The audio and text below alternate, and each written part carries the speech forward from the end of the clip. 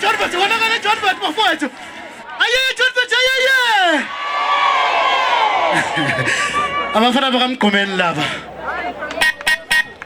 bana maselect abafana bebhovu lathi yadi umuntu ekhathele buyokhulile Jeze elikhulu lo hamba nobhuti wakho uSikheva nesakho kumaqomo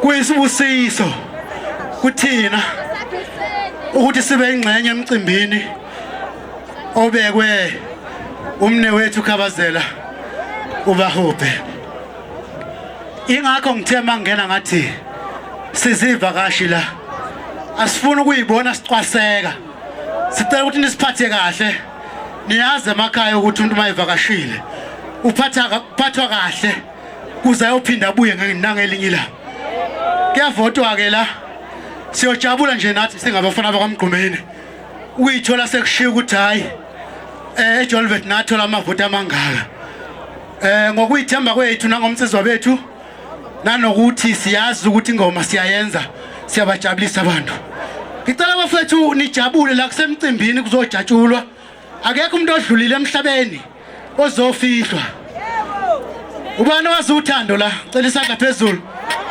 owazi uthando ngicela isandla phezulu awukodwa ngoba niye baninga ngayo eJolvet nivela kanjani manje ngalazi uthando cela isandla phezulu abazi uthando cela isandla phezulu abazi uthando ningasabo mama nilwenzi kodwa niyalwazi uthando khulumani iqiniso ngoba nizoba nesono ingoma ithi njengomphefumulo ngiyakudinga dali ngicela siyiculeni sonke le ngoma ngoba ingoma enesibusiso esikhulu uma uyiculile nje nawe uyobona nje upartner wakho ukuthi no khona ushintsho likhona la usenokuthumela imali nje ubaba ethi mama hamba uyothenga okuncane angithi imali right baby hayibo imali nayithanda kithi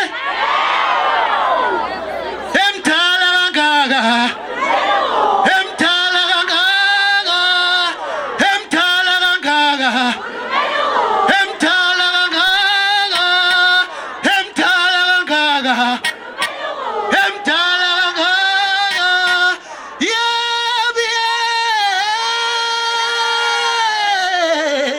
wasuku kushisa wemadoda webafana mapha mashale akonina nisohlane nashunqathatho nombephi etsimini kakhokho ukhokha thini nasho kamnani ngicela mangithi jazz wena jazz ekhulu jazz angizwa jazz hayibo jazz angizwa jazz ngomphefumulo ngiyadinga dali wathi DJ wathi uqula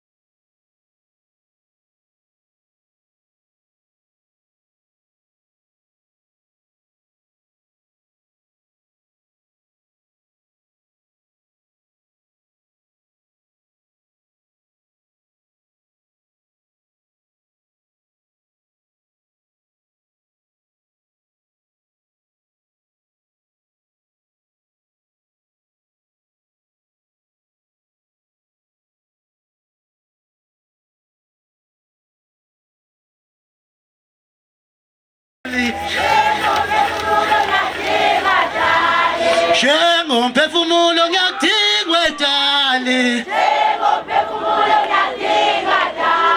Njengomphefumulo ngiyakudinga dali. Njengomphefumulo ngiyakudinga dali. Siyabonga kakhulu. Niphephe masenibuyela emakhaya. uNkulunkulu anibusise. Siyabonga bafowethu. Shayizandla enkulu.